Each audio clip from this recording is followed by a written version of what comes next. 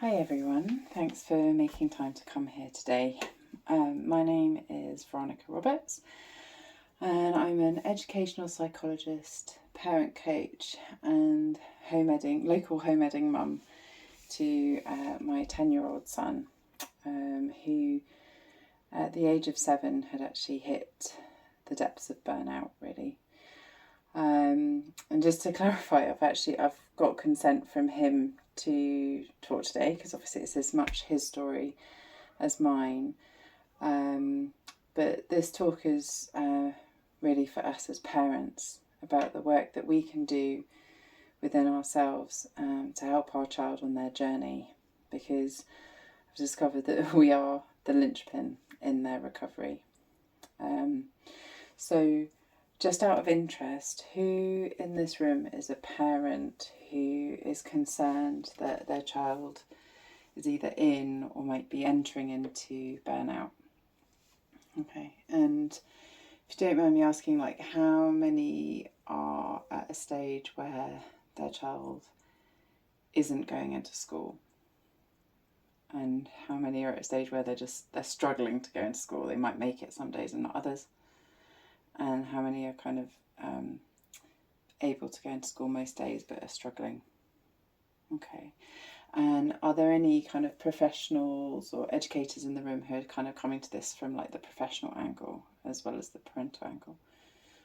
Okay, cool. Thank you. That just helps me kind of orientate my talk, because I'm hoping that any professionals attending will also gain an insight into this experience from the other side, really, because I know that when I was working as an EP before any of this happened to our family, I don't think I fully appreciated it, the impact that it has on families and parents in particular. So in this talk, my hope is to share 3 things that I found helpful as a parent on this journey. So I'm going to be sharing a model that I have found quite helpful, as well as a sort of practical action point and also a mindset shift. So I'll kind of talk about each of those in turn. But first, I just want to start with thinking about what is burnout. So Amanda Diekman, who is known for her work on low-demand parenting, describes it as a state of chronic physical, emotional and sensory exhaustion. And I think that definitely rings true from what I noticed and witnessed in my son. So for us, the path to burnout looked like my son coming home from school and just hiding under his duvet and unable to talk to anyone. He would just play repetitive games on his tablet, and if you tried to talk to him, interact with him, or interrupted that in any way, then he would just scream and lash out, really. It was not him finding it incredibly and increasingly difficult to get to sleep, so often we would have to lie with him for 2 or more hours, just for him to kind of quiet his mind enough to pass out, because to be honest, I wouldn't have even called it sleep at that stage. He was waking up consistently at like 4:30, 5 o'clock each morning, often having had nightmares, often really worried about something he'd misinterpreted or misunderstood or missed the previous day at school.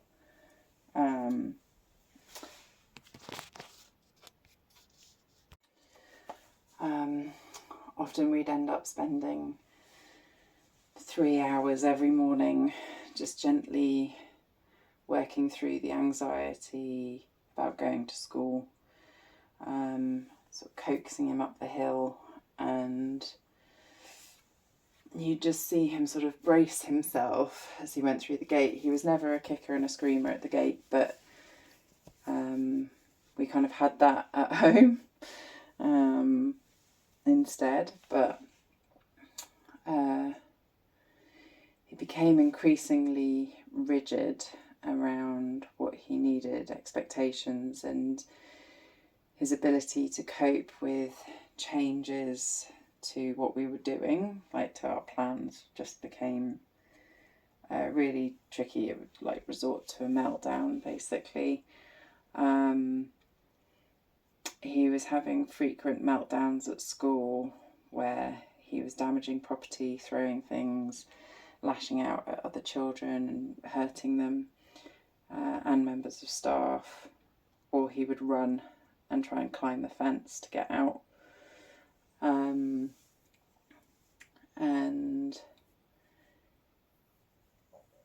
yeah, it was a really tough time. And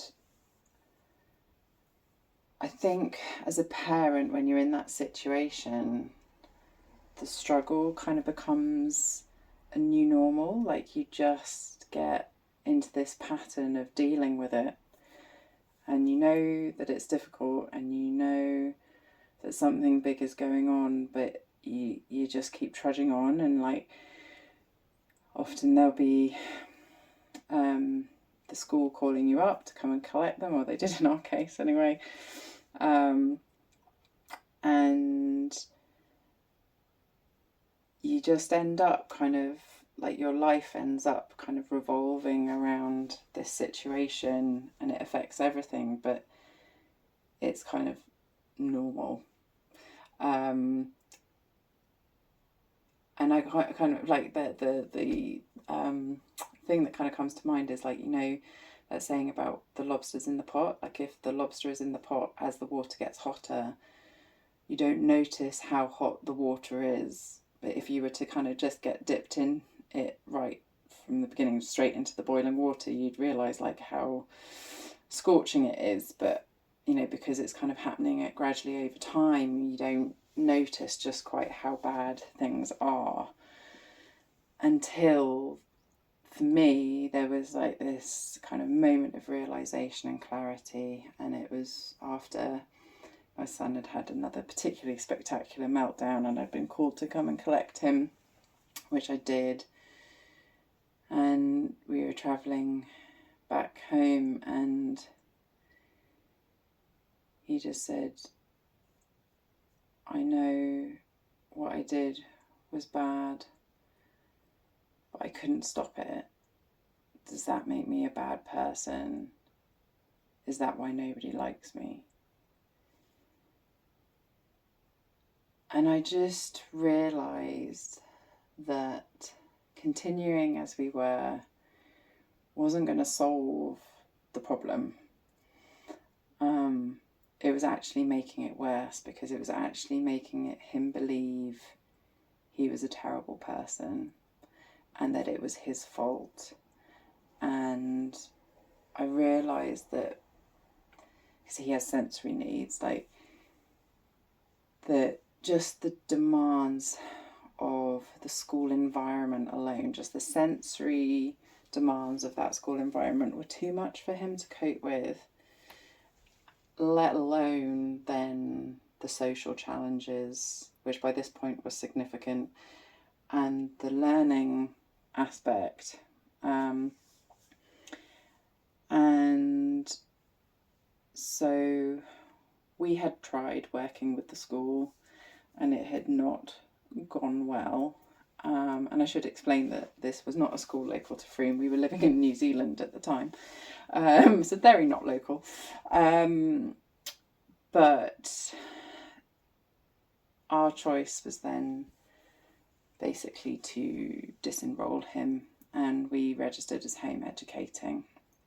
And I say choice, but actually it didn't feel like much of a choice. It felt like a necessity. And we're not alone as a family in that.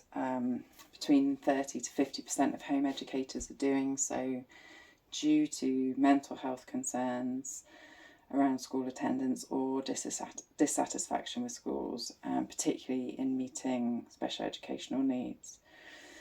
So, yeah, I mean, you know, obviously I trained for many years to become an educational psychologist. I have championed schools in terms of meeting kids' needs and being inclusive and catering to a wide variety of needs. And so this felt like it was going against kind of what I believed of the education system, but I just knew that the school couldn't dampen down enough for what he needed. Like, he just needed such low demand, and schools are just full of demands throughout the day, and they wouldn't be able to change quickly enough, even if they had been willing to meet his needs. And so we kind of entered this point where I was like, right, we need to start where he is at. And that is something, again, that in my role as an EP, I've done for years. But when you are a parent, it is layered with so many more emotions, obviously. I was mum in this situation, I wasn't an EP. And there's a grief and fear around kind of what's been lost and what you might not be able to regain, and like there's resistance and denial that this is really necessary, or like that this is really the situation for your child and your family. Anger and frustration at the system for not being able to support you appropriately and your child.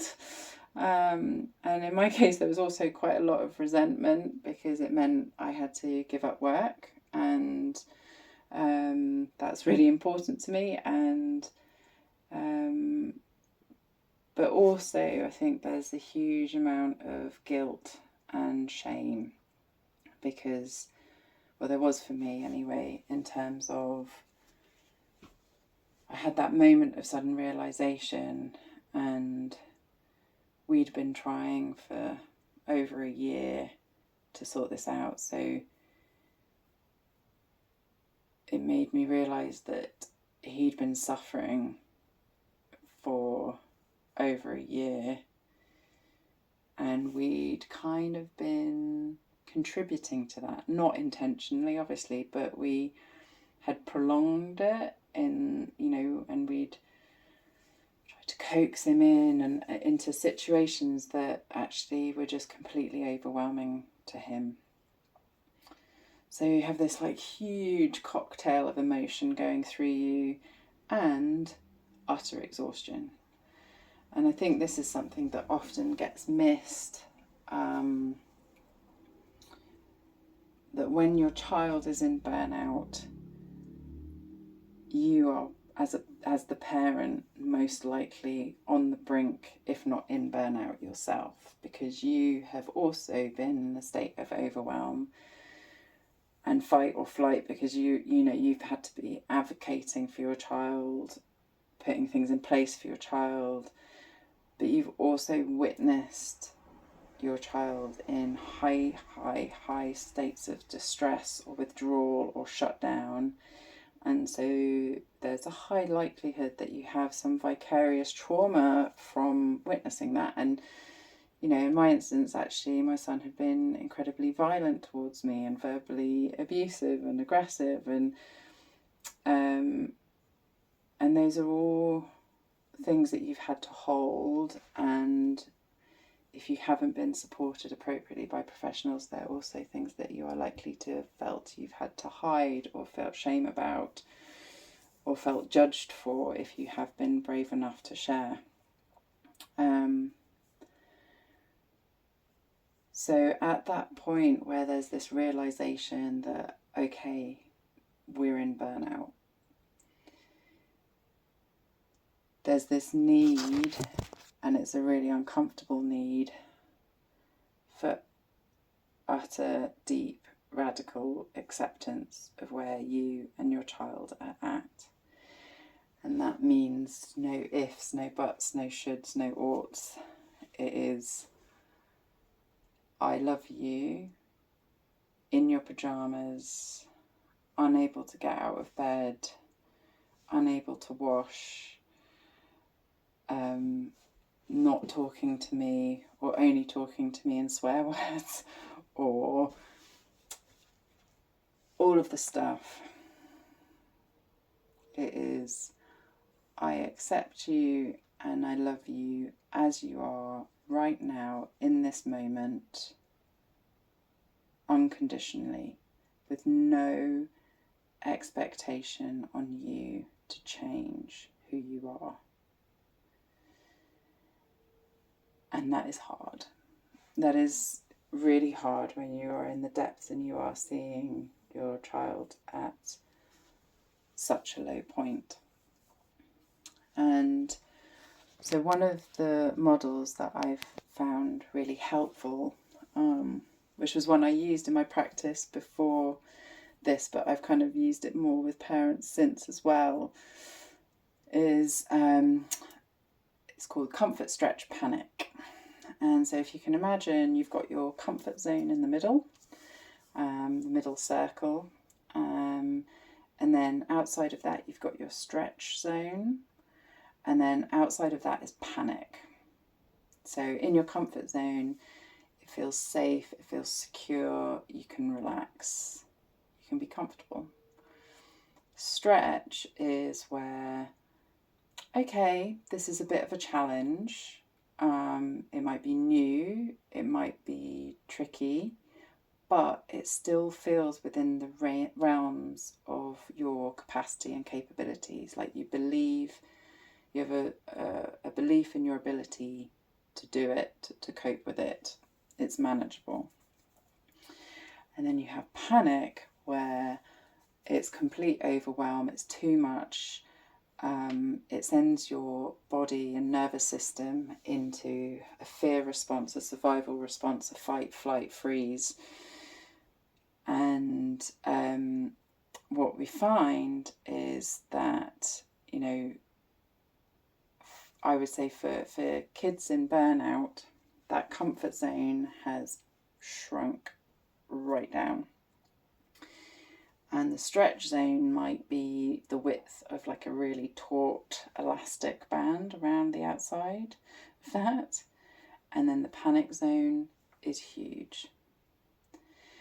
And the thing is, in our lifetime, our zones can expand and contract. Like if you think through your life, I'm sure there will be times in your life where you're like, you couldn't cope with any more stuff because there was so much going on that any little thing, like a parking ticket or something, could just send you into panic or overwhelm and high stress. Whereas like in other times in your life, getting that parking ticket would have been like, oh God, okay, damn it. And that would have been it. So our zones can expand and contract depending on our blood sugar level, our tiredness, our general stress level, but also, you know, our personal history. Like if we've had a really stressed and overwhelmed life, our capacity to cope with more might be much less.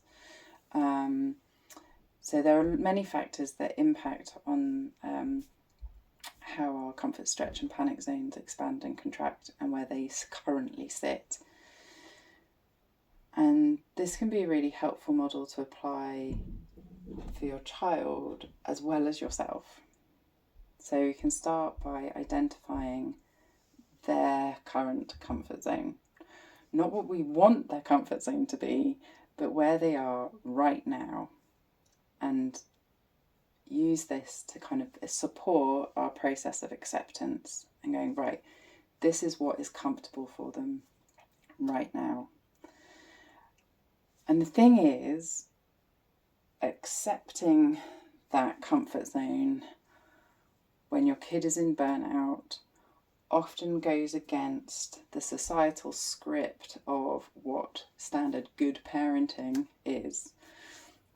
Naomi Fisher, if you've come across her, actually calls that good parenting TM, like trademarked. Is there are lots of implicit and explicit messages about what a good parent should do, like, you know, firm boundaries, consistent boundaries, you should be in control, etc., etc. And actually, when you've got a kid in burnout and that comfort zone is so small and you need to start where they are, maybe you're not getting them to brush their teeth every day. Maybe you're not making them have a bath. Maybe you're not making them eat vegetables. Maybe you're not making them go outside every day, because actually at this point they can't. It's not that they won't, it's that they can't. It is too much. But the difficulty is that we can be surrounded by people who see us catering to that comfort zone and think that it is bad parenting, and that it is bad parenting that has caused them to be in that state. And that is wrong. Fundamentally flawed reasoning. You are responding to their need. You have not created this. And the whole point of this model, or at this stage, is to rebuild a sense of safety. And that means staying within the bounds of the comfort zone until they feel safe to stretch and they stretch themselves. And I'm not going to lie, it is bloody excruciating. As a parent, you want to support your child to grow and thrive and have new opportunities and experience the world, and suddenly their world is very small and you're having to stand well back and let it be small, and that feels really tough, really tough. But just as an example, you know, when my son was right in the depths of burnout, you know, he would be hiding in the den under his bed, playing Candy Crush, and he would get stressed if I asked him what he wanted for lunch. He would get stressed by me entering his room too many times. And any kind of activity that required interaction. So we kept it as minimal as possible. So I wouldn't even ask him what he wanted for lunch. I would just prepare safe foods, of which there were not many. And I would take that to his room at set times, and I would not say anything to him. I would just put the plate next to him, perhaps give him a hug, and then leave. And after about 2 weeks of doing that, maybe a bit more, he got bored of what I was preparing him, and he started to anticipate when he wanted food. So he would come down and ask for food and ask for what he wanted. That was a stretch for him, and it was initiated by him. That was big. And then a few weeks after that, I started noticing, like, whenever I kind of took him food or whatever, that actually he wasn't playing those repetitive Candy Crush type games anymore. He was playing Minecraft. And fortunately, my husband's really into Minecraft, so he then started playing Minecraft with our son, at the weekends and things, and after work. And sometimes they'd be in different rooms, but then over time it became much more that they would be at the kitchen table, and there would be a lot of interaction at that time, and you know, that was real progress, and it had come from him. He had led the way. And so I kind of came up with this kind of like concept, like there's this vision in my mind of what I called opening the envelope. And it was this kind of concept of like, you know, when you're really desperately trying to open an envelope without tearing it for some reason, and you find like a little opening and you kind of put a tiny little finger in there and you're having to like gently ease it so that the glue kind of comes away, but if you go too fast you rip it. That was kind of how I felt I was going with, through experimentation and detective work, finding little openings that he was showing me of what was interesting to him, what was feeling okay to try, and using that as my clue to then try and open up the opportunity a bit further. And I did not always get it right. And I'll be honest, there were points where the fear would really interfere with my interactions with him. So my fear that I was being a crap parent, I wasn't pushing things quick enough, like that he needed to be doing more now, would mean that I would set stuff up that was just, would whack him straight into panic.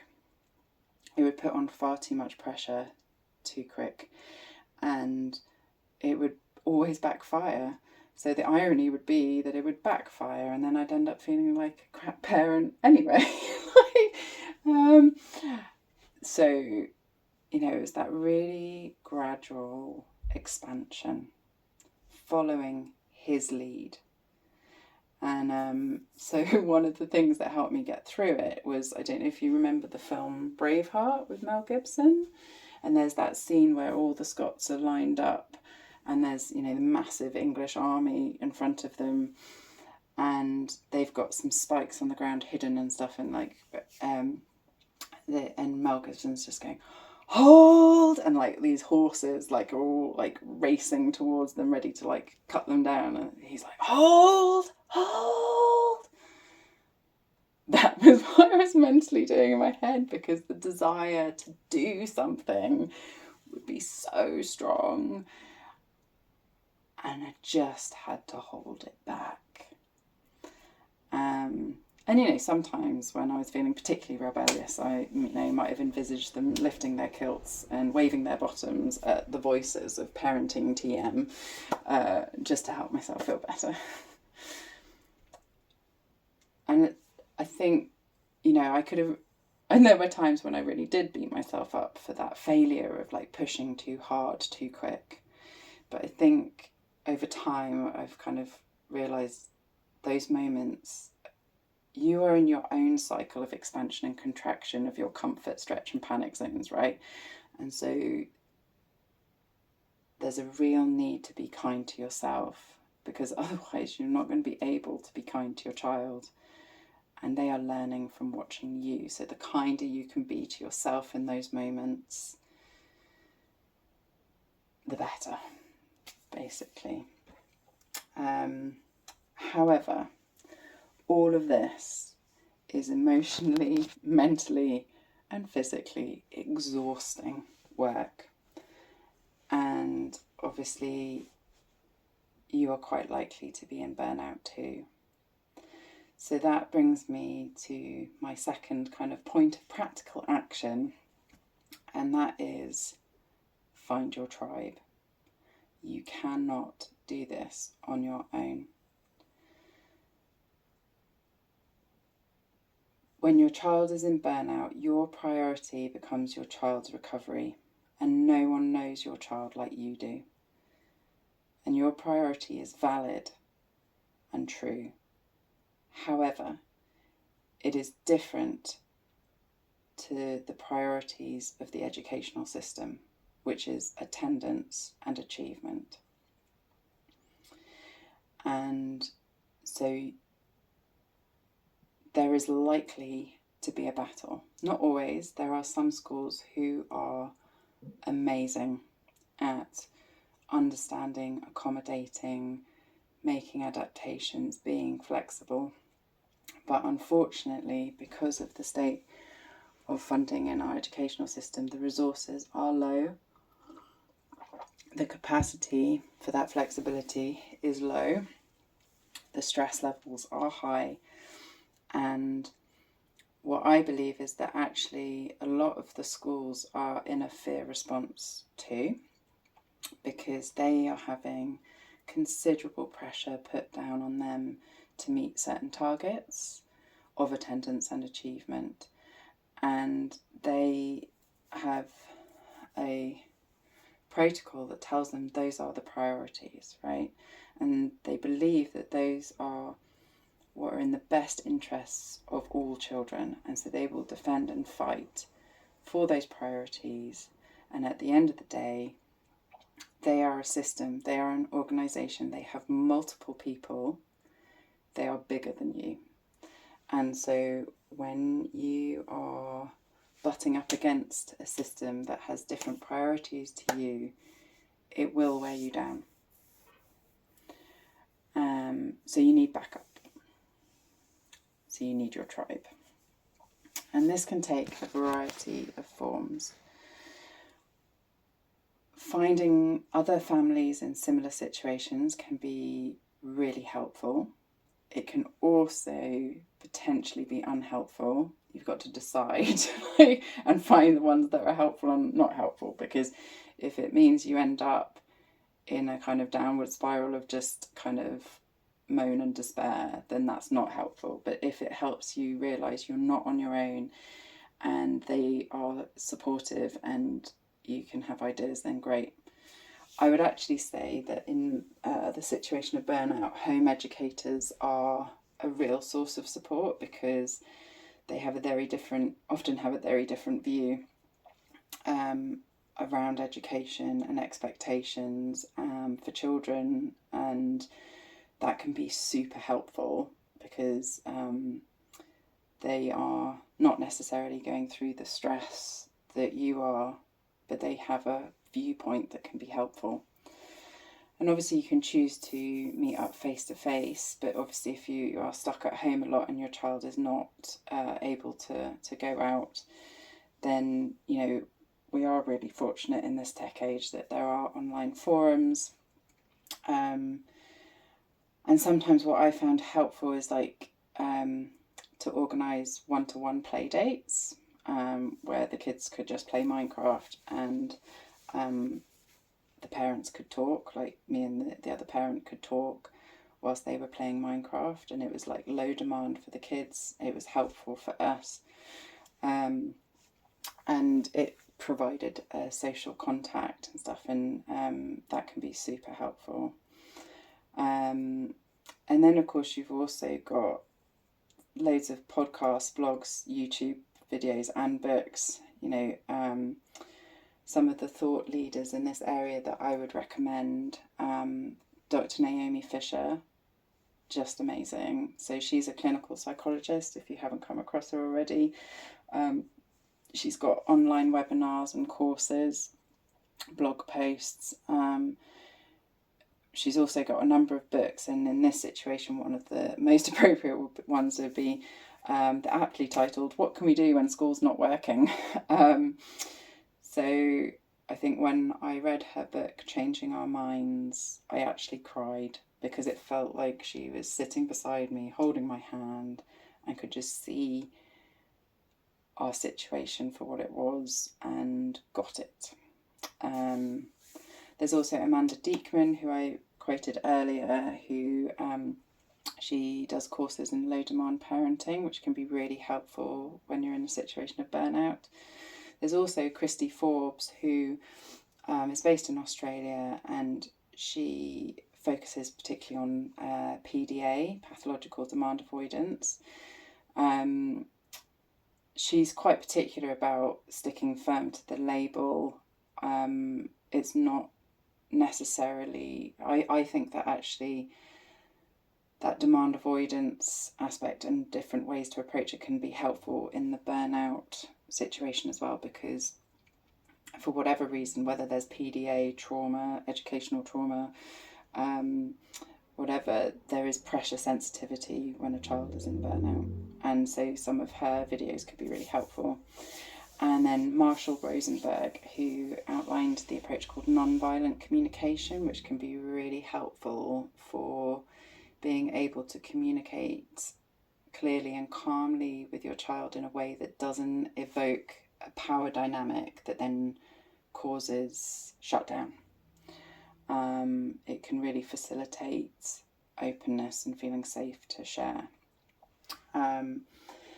And I think, it's important to recognise that there will be personal preference in this. It's like what you need when you need it in the format that you need it. So, for example, I've got a friend who, when she disenrolled from school, she did like an absolute deep dive into loads of books and blogs and podcasts and stuff, and that really helped her in that transition to feel kind of informed and confident and secure in what she was doing.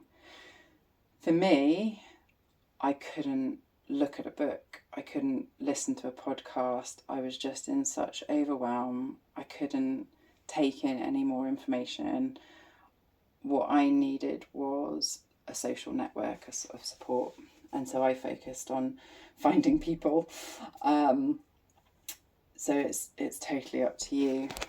But I suppose one of the sort of painful processes of this is that you might also need to do some what I would call social pruning, because there will be people around you who don't get it and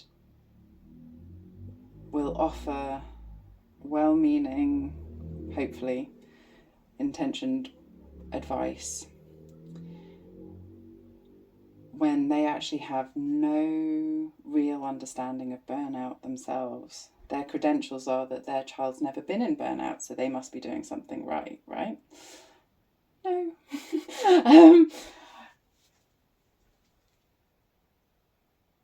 When your child is in burnout, you're going to be needing to apply a very different approach to the parenting TM, good parenting TM.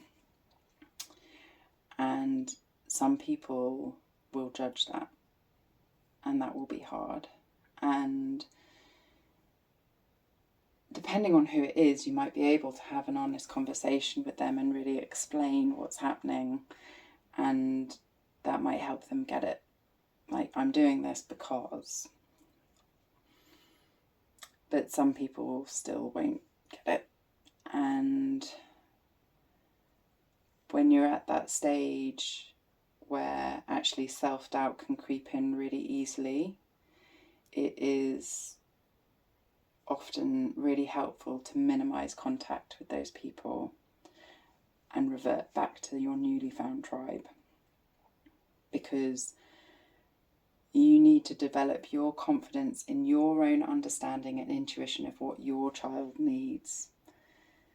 And those critical voices and judgmental voices will not help you on that journey. And you're on that journey because that will support your ability to listen and hear to what your child is telling you through their behaviour and their words when they're able to use them. And so you need to shut out the unhelpful noise. And that's much easier said than done, hence needing your network. But kind of building that intuition, linked to that is my third point of the talk, which is a shift in mindset to trust. That of trusting your child. And I'm going to be honest, this is one I am still on a journey with.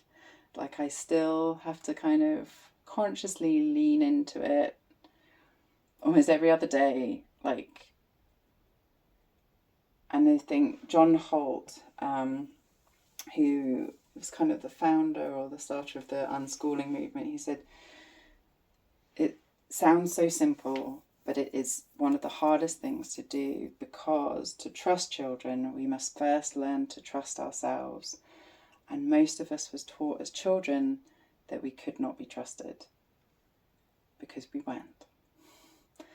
And so the cycle continues. And often when your child's in burnout and you're trying to get them into school, the dynamic is that we are trying to get the child to do what we want them to do, what we or the school consider is best for them. And that immediately creates this kind of power dynamic of us or the school over them, right? It's that power over them. And this sets up like a battle dynamic, right? Of kind of, it ignites a kind of defense survival response in all of the parties. Like there's a fight flight going on. And through that, I feel like there's this implicit message of the battle that actually this is somehow the child's choice, or that they have, some power over their presentation that they're not activating yet. And I just don't feel that's true. Like when you step out of that, like that just doesn't make any sense. Their system is completely burnt out, right? And Ross Greene talks about the fact that kids will do well if they can. And so if they're not doing well, something is getting in the way and preventing that. And so I think there's this need for us to trust that their presentation is a communication that they are at the limits of their capacity.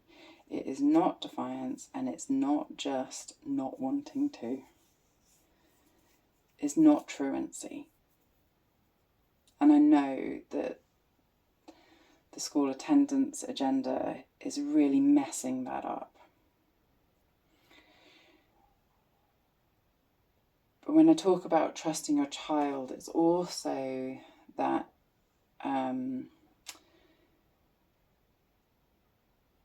what I found really helpful is to give my son the most benevolent interpretation of his behaviour that I can think of in that moment.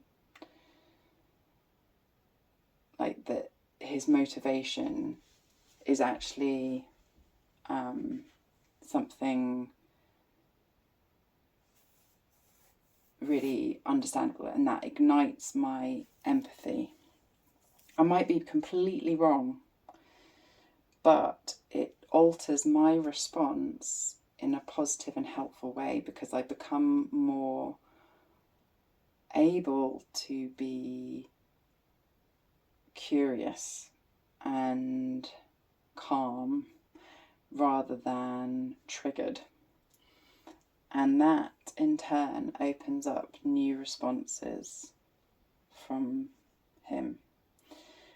And it helps create that sense of safety, because I am reducing my trigger response through doing that. And I think coming back to that trust, it's like the truth is that you are most likely at a point where you are needing to rebuild trust with your child, because over the course of the burnout situation, there will likely have been instances and incidents that have eroded the trust between you. And that could have been their behaviour towards you, but also your behaviour towards them as you persuade and coerce and, badger them to go into school, absolutely with the best of intentions, but you're pushing them into a situation of overwhelm.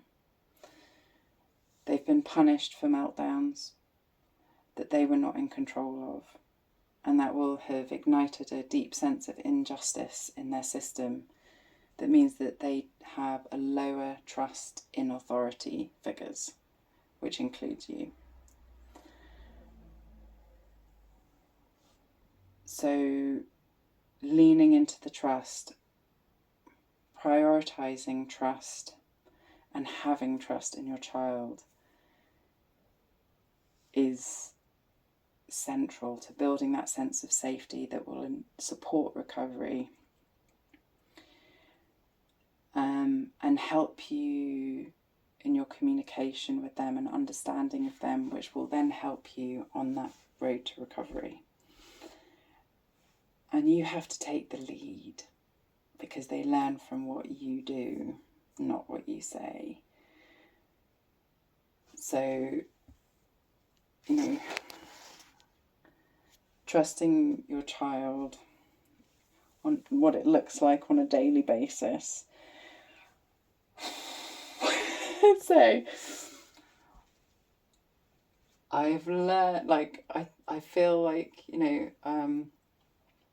kind of ended up having this switch, internal switch that I flick that creates an inner state of zen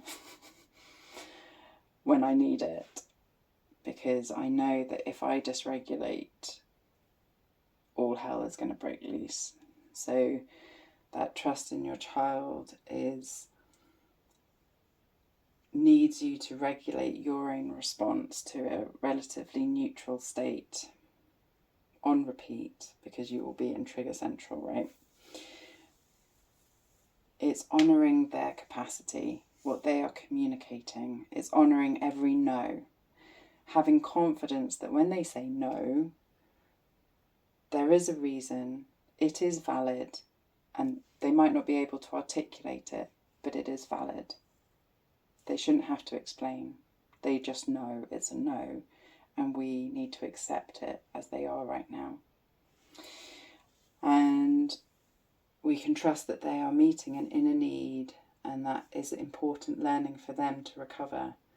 It's restoring their power and control to them. It's helping them learn to listen to their body and learn that they can trust us to not push them too far. And it is that getting really curious and deeply listening without an agenda. So you're not listening to then work out a way that you can persuade them to do what you want them to do.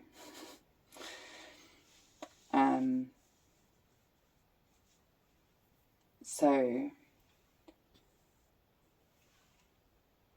as you can imagine, this also requires many Mel Gibson's screaming hold.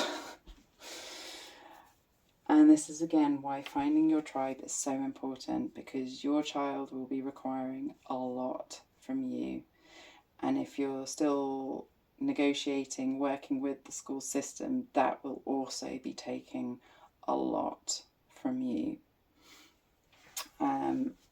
And so it can also be appropriate to seek professional support that you trust. And I did that. I got a colleague of mine to do an educational psychology assessment for my son, and I have biannual consultations with her to help me think about, you know, things I'm missing, blind spots, help me reflect about the situation. She can provide me with some guidance. She can help me combat my self-doubt, as well as celebrate the wins, because there are many. And so, just to kind of wrap up, because I'm conscious of the time, burnout is a scary experience for you and your child. 2 years ago, my son would only speak to me maybe 3 times a day, if that. He never laughed. He barely left his room, let alone the house. He was overeating. He was eating a very restricted range of foods. He was severely unhappy. But now he is requesting additional tutor sessions with his maths tutor. He's having a bath without screaming. That's a biggie. He's trying different foods. He's got 3 close friendships, and he takes he's a really good friend to them. He has started recently being open to new experiences, such as the Pod Youth Club charity events and stuff, which I would really recommend actually if you haven't come across them. his creativity has returned. So he's creating games in Scratch and teaching other kids in Minecraft and writing a D&D campaign. And a couple of months ago, he even asked us for more social education experiences and said that he needed to be meeting more young people. And so in a couple of weeks, he will be starting at a home ed group for 3 days a week. And that came from him, not me. And I should say as well, like, in response to that, he's also realised that he should probably get a pair of trainers. So he's been living in Crocs for 3 years. So now he's realised that actually if he's going to do that, he's going to need trainers and a coat. So, big wins. But, I'm not going to lie, we still have our days of recovery. He can have an amazing day, like social, trying new things, and that means he will need at least 1 day afterwards to recover. And like that, low to no interaction, low demand. And that's not a failure, it is the balance that he needs. So I hope today I've helped you feel like that recovery is possible, there is hope. And you as a parent are pivotal to that recovery, but it is a long road, so you need to be supported too. And so I hope that being here today has provided a bit of that support and helped you find your tribe, because you are not alone. Thank you.